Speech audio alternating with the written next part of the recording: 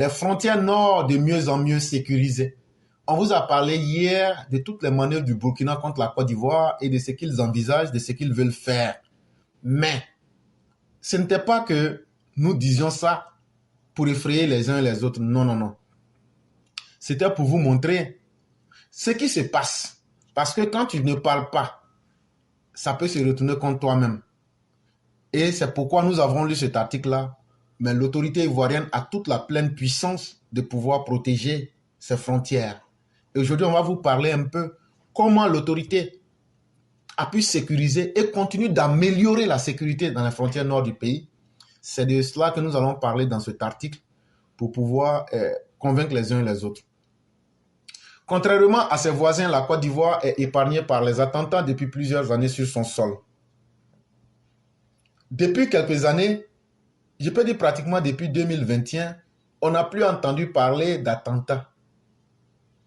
Ou même 2022, on n'a plus entendu parler d'attentats en Côte d'Ivoire. On n'a plus entendu parler d'engins explosifs improvisés en Côte d'Ivoire.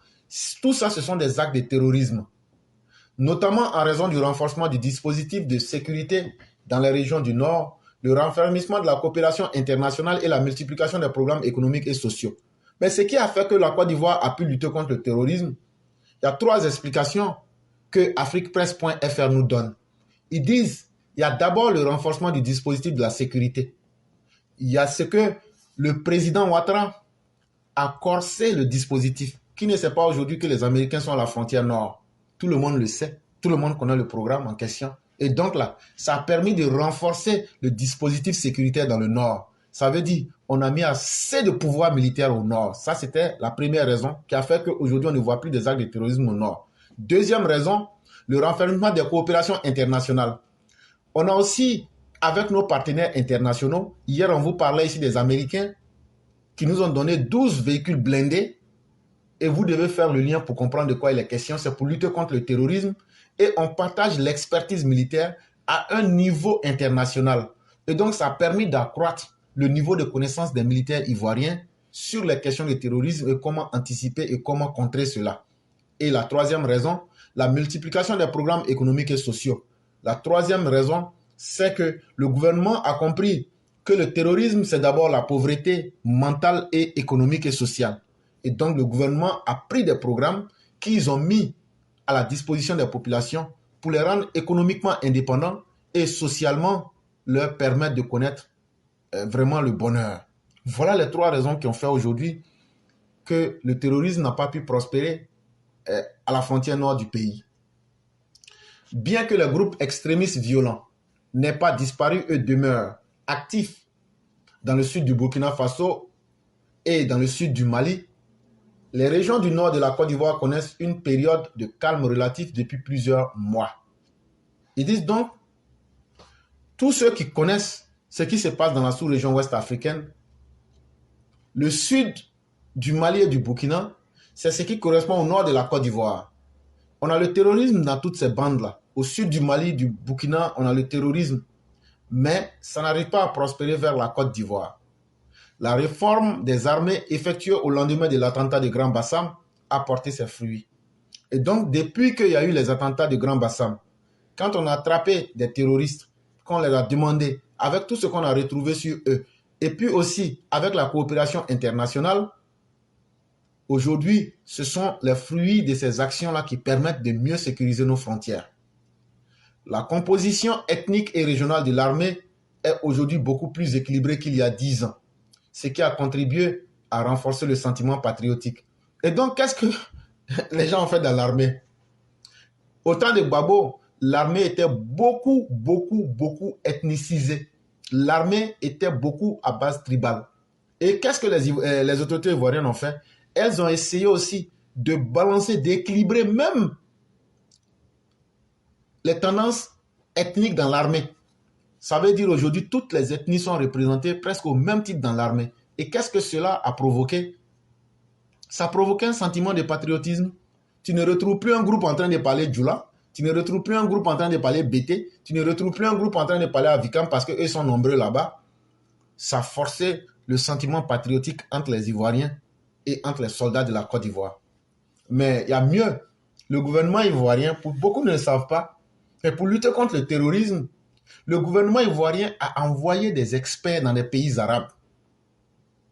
Ça fait la deuxième fois que j'en parle, peut-être que certains ont déjà entendu. Le gouvernement ivoirien a envoyé des experts dans des pays arabes. Souvent, ils ne sont même pas musulmans. Mais ils ont été formés à l'arabe. Ils ont été formés sur des questions de terrorisme dans différents pays. Parce que le terrorisme, là, il y a plusieurs raisons dans chaque pays. Et donc, là, ces personnes-là ont été formées en tant que des spécialistes dans ces langues. C'est-à-dire, par exemple, le terrorisme syrien est différent du terrorisme, par exemple, d'un autre pays, de l'Arabie Saoudite, ou bien, etc., etc. Est-ce qu'à un moment, vous n'avez pas vu une vague d'imams qui partaient au Maroc? Tout ça, là, c'était dans les programmes de lutte contre le terrorisme. Mais le gouvernement ivoirien n'a pas dit ça comme ça aux gens. En fait, les imams que vous voyez qui étaient formés là, eux partaient dans la branche malékite. Et il y a eu de tous les pays qui sont tagués comme pays producteurs de terroristes là. L'État ivoirien a envoyé des spécialistes. Souvent, ils sont musulmans, souvent, ils ne sont pas musulmans.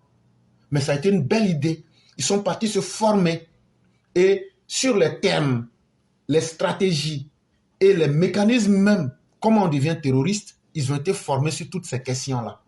Sans le savoir, ces experts-là sont aujourd'hui disséminés dans toute la Côte d'Ivoire.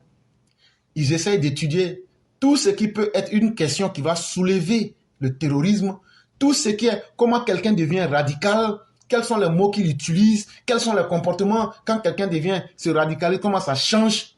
Ils ont appris tout ça. Et donc, ils sont sur le terrain. Et donc, dès qu'ils voient une communauté ou bien des choses qui sont en train de changer, ils anticipent. C'est ce qui fait qu'à l'intérieur de la Côte d'Ivoire, le terrorisme n'a pas pu prospérer. Ça aussi, il faut qu'on dise ça aux gens. Le gouvernement a déclaré le nord du pays zone militaire opérationnelle. Je vous ai appelé ici hier la ZON, la zone, et a envoyé des forces supplémentaires dans la région, notamment des unités antiterroristes de l'armée, de la police, de la gendarmerie, 3000 hommes environ. Il y a 3000 militaires, 3000 policiers, 3000 gendarmes. Quand on les met ensemble, c'est ce qui fait 3000. Mais malgré leur formation au métier des armes, que ce soit la police, la gendarmerie ou encore l'armée, ils ont une chose en commun, c'est qu'ils ont tous fait une formation antiterroriste. Ce ne sont pas des militaires simples, ce ne sont pas des gendarmes simples, ce ne sont pas des policiers simples. Ils ont acquis. Eux, c'était sur le plan militaire. Eux tous ont cette formation-là qu'on appelle la formation antiterroriste. Et on a envoyé 3000 de ces personnes-là dans la frontière nord. L'établissement d'un commandement militaire central à Korogo pour coordonner les différentes forces présentes dans la région. Le renforcement de la sécurité aux frontières et l'augmentation de la surveillance aérienne ont aidé à faire reculer l'influence et les incursions terroristes au nord du pays. On a un centre de commandement stratégique qui est basé à Korogo et à partir de là-bas, on arrive à coordonner, à mettre en synergie toutes les actions qui doivent être menées dans toutes les frontières du nord de la Côte d'Ivoire. Et en plus de cela, on a la surveillance aérienne. Et la surveillance aérienne qui est dans le nord de la Côte d'Ivoire, ce n'est pas seulement les moyens ivoiriens. Il y a même des avions de haute qualité américains qui sont stationnés là-bas, dans le ciel. Ça, je ne vais pas mentir. Ça, c'est la vérité. Des avions extrêmement puissants. Mais c'est pour les Américains. C'est spécialement installé. Et surtout, avec la canne là, ils ont encore corsé. Et donc, il y a tout ça. Et donc, quand on voit des petits bandits venir à 2 à 3 sur une moto, ça fait rire en fait. L'installation de la grande base militaire de Kafolo contribue également à endiguer la menace et la contagion djihadiste. En plus de cela, ils ont installé aussi une grande base militaire à Kafolo. Vous vous souvenez, Kafolo avait été attaqué et durement attaqué. Le pouvoir central peut compter sur ses alliés pour sécuriser les frontières nord. C'est le cas avec les États-Unis. En juillet 2024, Abidjan a donné le feu vert à la création d'une base américaine à Odiéné dans le nord-ouest, où les groupes djihadistes sahéliens menacent les pays du Golfe de Guinée. Et donc, ne vous méprenez pas. En juillet 2024, le gouvernement ivoirien et des Américains ont décidé qu'ils vont créer une base de l'armée américaine à Odiéné. Ça là, ça va nous aider à lutter contre les djihadistes. Le Golfe de Guinée ne sera pas un terrain d'expérimentation du djihadisme. Et ça va freiner la descente des djihadistes. Et c'est pourquoi vous voyez les animaux de l'AES crier. Vous avez choisi des bases militaires russes, nous on a choisi des bases militaires américaines. C'est aussi celui de l'Union européenne qui a débloqué en avril 2024 une mesure d'assistance, notamment 15 millions d'euros, afin de soutenir les forces armées. L'Union européenne aussi n'est pas en reste. Elle agit pour soutenir l'armée ivoirienne et on a vu l'Union européenne donner 15 millions d'euros pour soutenir l'armée ivoirienne. Cette somme doit renforcer les capacités opérationnelles afin de sécuriser les zones proches de la frontière terrestre et de lutter contre les groupes armés non étatiques. Cette somme a été donnée pour renforcer les capacités de l'armée, pour renforcer leur formation, afin que ces éléments-là puissent lutter contre les groupes djihadistes, les groupes paramilitaires et les groupes violents. Au cours du même mois,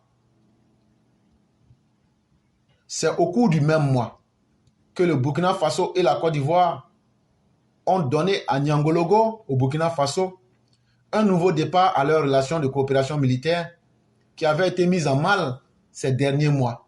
Ce renforcement passe en particulier par le partage des renseignements. Ce qu'ils sont en train de vous dire, c'est quand le ministre TBO a rencontré le ministre de la Défense du Burkina. Mais à la vérité, les Burkinabés ne sont pas sérieux dans la lutte contre le djihadisme, puisque eux-mêmes, c'est aujourd'hui leur stratégie de faire descendre les djihadistes vers la Côte d'Ivoire. La sécurisation du nord du pays serait incomplète sans un soutien économique et social aux populations. Mais tout ce qu'on vous a dit, c'était l'aspect militaire. Mais et l'aspect humain, l'aspect social et l'aspect économique. Le gouvernement a aussi lutté et le gouvernement a compris qu'il faut penser aux populations, qu'il faut penser à l'économie. Depuis plus d'une dizaine d'années, les régions du Nord bénéficient d'investissements publics massifs en infrastructures, routes, relais téléphoniques, aérodromes, pour désenclaver les zones rurales et stimuler l'économie locale. Le gouvernement central qui lutte contre l'orpaillage illégal, qui lui-même alimente les groupes terroristes, a mis en place un programme spécial pour le Nord qui forme les jeunes peu qualifiés et facilite l'accès au crédit pour des associations villageoises et les groupes d'hommes et de femmes qui cherchent à créer des petites entreprises. Donc, à travers des fonds qui ont été spécialement dédiés, le gouvernement, aujourd'hui, si vous êtes une petite association villageoise, si vous avez besoin de prêts, le gouvernement vous accompagne. Si tu es un homme ou une femme, tu as un petit business, une petite entreprise, tu fais la demande, le gouvernement t'aide. Les jeunes qui n'ont pas de formation, le gouvernement forme ces jeunes-là et après leur formation, on leur donne des petits financements pour pouvoir commencer leurs petites activités qu'on appelle des microcrédits. Mais mieux, le gouvernement, toujours conscient de sa responsabilité, que c'est la pauvreté et l'isolement qui fait que les djihadistes progressent, le gouvernement aujourd'hui a mis le paquet dans les investissements publics, les routes, les téléphonies, les ponts, les aéroports, les aérodromes. Aujourd'hui, tout ce qui fait mal aux djihadistes, le développement, le gouvernement ivoirien est en train de mettre ça au nord. Et quand c'est comme ça, les djihadistes ne pourront pas dire, mais regardez, votre région est en retard, c'est pourquoi nous sommes venus lutter pour vous. Non. Le gouvernement a compris qu'il ne faut pas leur donner cet argument-là. Ce dispositif PS-Gouv 2 a permis à plus de 20 000 jeunes, femmes et jeunes hommes Non, c'est jeunes femmes et jeunes hommes. Voilà, de bénéficier de formation. Donc, je reprends. Ce dispositif PS-Gouv 2 a permis à plus de 20 000 jeunes femmes et jeunes hommes de bénéficier de formations rémunérées de 6 à 9 mois dans de nombreux métiers, à savoir la menuiserie, la couture, la coiffure, etc. Il a aussi permis à ces populations d'épargner de l'argent et de bénéficier des crédits à des taux d'intérêt faibles ou nuls, et ainsi éviter à beaucoup la tentation de rejoindre les rangs des groupes terroristes. Et donc, le financement qui a été fait là, vous avez dit, mais où l'argent a quitté? L'argent a quitté dans le programme social du gouvernement deuxième. Ça veut dire qu'il y a eu le PS-Gouv 1. Quand vous parlez du PS-Gouv, ça veut dire programme social du gouvernement. La deuxième phase, c'est ça qu'on appelle PS-Gouv 2. C'est là-bas, on a pris l'argent là pour former 20 000 jeunes filles et jeunes hommes. Et quand on les formait là, on les payait. Ceux qui disent qu'ils veulent être menuisier, pendant ta formation, on te paye. Tu veux être couturier, on te forme. Coiffeur, on te forme. Et quand ils ont fini, on leur a donné quelques petits financements. Et on leur a dit, l'argent qu'on vous a donné là, on ne va même pas prendre intérêt avec vous. Remboursez seulement l'argent que vous avez donné, qu'on vous a donné. Et ça a permis, quand Sorogium avait fait rentrer les terroristes pour dire qu'ils vont donner une moto avec 100 000 francs aux jeunes, voilà comment on a combattu cette mauvaise habitude qui allait s'installer. Mais il y a eu le PS-Gouv 1. C'est dans le PS-Gouv 1 là, on avait pris plus de 10 000 enseignants. Ceux qui ont grévé là, commençaient à chercher un nouveau métier. Mesdames et messieurs, nous allons nous arrêter là. En tout cas, je parle de ceux qui étaient dans PS-Gouv là. Programme social du gouvernement 1. Ok. Et clairement, vous avez parlé de sécurité à nos frontières. Alors, on ne va pas cesser de féliciter nos forces de l'ordre, car elles font un travail considérable aux frontières de la Côte d'Ivoire et aussi à l'intérieur du pays. Et donc, vraiment, merci à nos forces de l'ordre parce que la menace terroriste, elle est réelle. Hein. Le danger nous guette.